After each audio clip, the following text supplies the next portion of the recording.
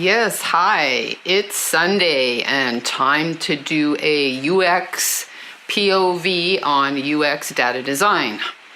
I am donning my zero knowledge cap in order to do this, to speak about UX data design experiences of the day or the week.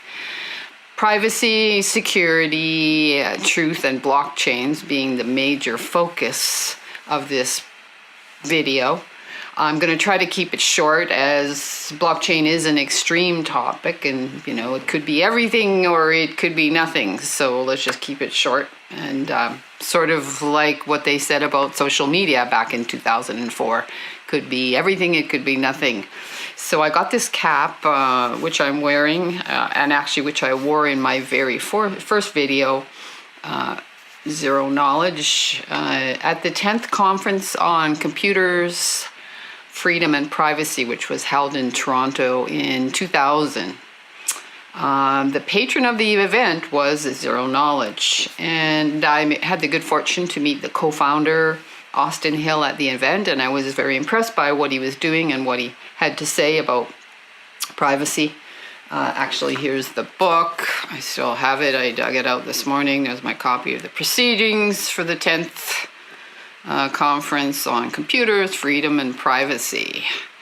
So, yeah, I read the whole thing. Anyhow, he said in a recent blog, he being Austin, I set up Zero Knowledge back in 1997 to develop military-grade crypto and privacy on the internet. We purposely set it up in Canada because Canada was more favorable than the United States for exporting crypto. At the time, the US government had blocked PGP and was preventing the export of crypto.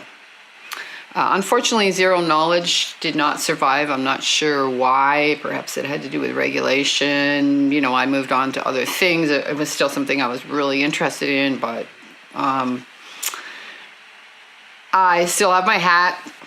I've had it for almost 2 decades now. Love the hat. I did lose touch with, the goings on of Austin Hill and often wondered about him. I should have just looked for him on Twitter, but, I didn't have any knowledge of what he was doing. But now it turns out that the new social technology called blockchain and is where he resides. So recently I was doing research on blockchain, the blockchain protocol, and I discovered that Austin Hill, who was mentioned in a book by Don Tapscott out of Toronto, called Blockchain Revolution, Austin went on to co-found a company called Blockstream. So in the book, Don Tapscott mentions, that Austin Hill was questioning the proof of work versus proof of stake code that lies deep within the blockchain, and how one or the other is better at protecting the blockchain from attacks, because it is actually, as you will all know, the core infrastructure for the Bitcoin. So that's a big deal in terms of attacks. Austin now resides in Montreal, which is actually where he founded Zero Knowledge, and he's a venture capitalist there. So yes, Blockstream is part of the Bitcoin economy. Now, why would an information architect really care about blockchain? Well, there's a couple of reasons. The first one, as I mentioned, has to do with protocols. In the case of the internet, you have a communication protocol, which allows for the exchange of information, and with the Bitcoin, you have a protocol that's based on a combination of peer-to-peer communication. With its data structure, is also a security mechanism and an economic model.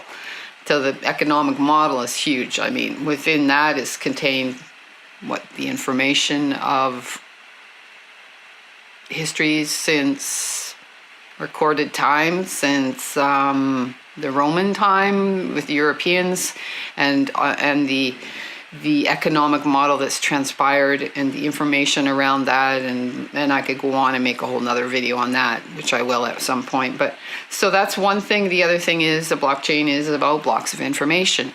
Literally stores the type of information that we've heard about, of course, on the blockchain is financial information. And the proof of concept of the blockchain is the Bitcoin. So the information that is contained on the blockchain is mostly transactional, and it's anonymous, but also transparent. It's transparent in the sense that every one of the transactions is recorded forever on the blockchain and can be seen by the public. It's a public ledger, but it's also private in that it's not revealed who posted that information, or their information is private and secure. Ironically, I read a blog last week, and I'm going to post all the blogs below this video, about a supposedly fatal flaw in the blockchain.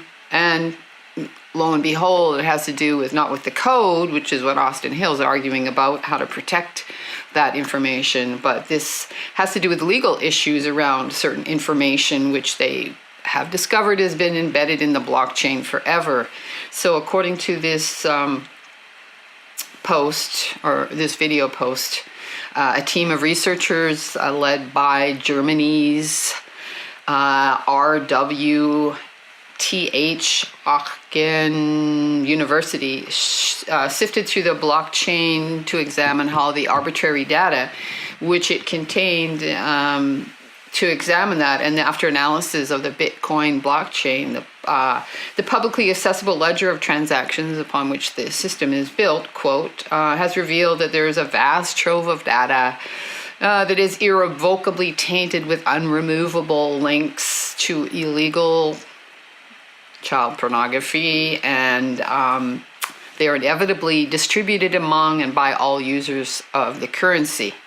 So, of course, this is a huge legal issue, which could, possibly outlaw the content stored on the blockchain, makes, hypothetically, quote again from the blog, makes the Bitcoin ownership illegal, and almost in every country that has laws against the possession and distribution of images of child abuse and pornography.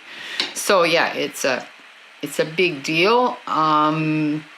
Basically, the open ledger is used to store financial information related to the Bitcoin transactions, but also non-financial information can be inserted into the blockchain.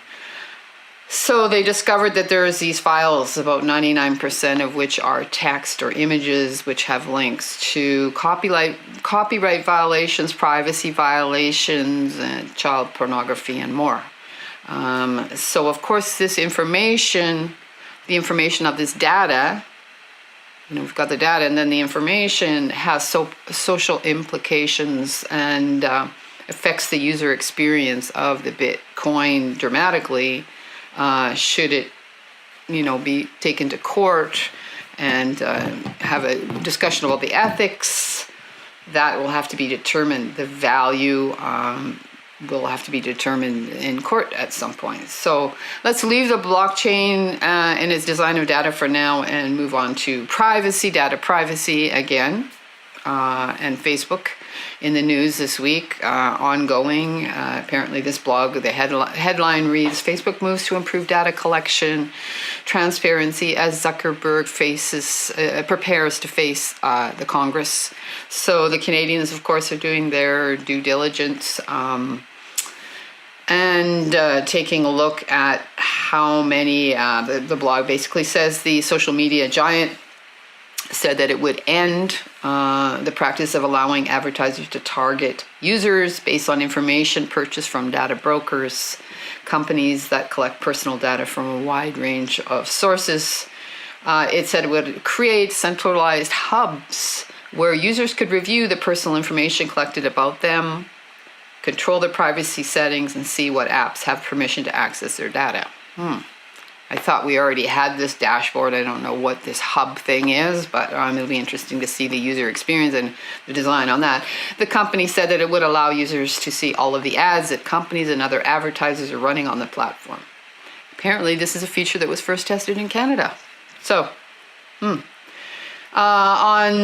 another blog, there is some information about the European data privacy with relation to how that's affecting Slack privacy. Apparently, quote, thanks to updated privacy policy, the European one, the GDPR, the tools that help Slack comply with the rules, they will grant the customers in the Slack's two different plans, or Plus and Enterprise, access to the self-service tool for exporting data from all public and private channels. So this functionality was previously available, but it used to notify users when it was turned on, and now apparently all the information in direct messages is going to be entirely available immediately. It takes I think a day to scrub it. So now that's just available. It used to be that they could have a level of privacy. So anyhow, again, going back to the blockchain and Bitcoin teams, or the blockchain teams, the cryptocurrency crowd, they typically use communication tools like Telegram and Signal because they have more privacy. So, and that gets me back to the final blog of the week, which has to do with ads for the blockchain, ICOs, which are initial coin offerings. Apparently they've been banned on Facebook, Google, and now Twitter has joined. So Twitter says we're committed to ensuring the safety of the Twitter community, the social experience. As such, they quote, we have added a new policy for Twitter ads relating to cryptocurrency. Under the new policy, the advertisement of initial coin offerings and token sales will be prohibited globally. So this kind of completes the video for today, from the exploration of blockchain, or starting to touch on it as a new form of data design and stored information, back to, again, privacy issues, right smack back to advertising in the old school way of creating income, which bypasses the sharing of social networks themselves, which is, the reason for being, sharing compelling information through a network of your peers, as opposed to just putting up those ads, which apparently everyone ignores, but they're still making a ton of money off of it. And of course, all of these networks, that's their business model. Facebook, Twitter, and Google, they make their money off of the advertisement, but apparently banning these ICOs is a good idea.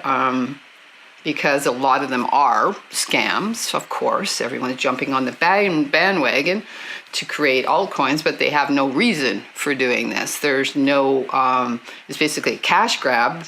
They're divorced from any sort of ethics. Bitcoin, if you read the story of Bitcoin and how it arose, is fascinating. I suggest you do that.